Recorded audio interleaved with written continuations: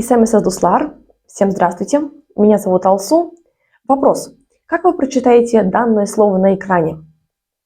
Произнести его как чечеклер будет неправильно. А особенность в том, что в татарском языке буква Ч произносится как Щ. Поэтому это будет слово щещеклер – цветы. Произнесение даже одного звука неправильно в татарском языке может сделать совершенно другое слово, или носители могут не совсем понять вас. Так что же делать в таком случае? Как тонко понимать все особенности татарского произношения?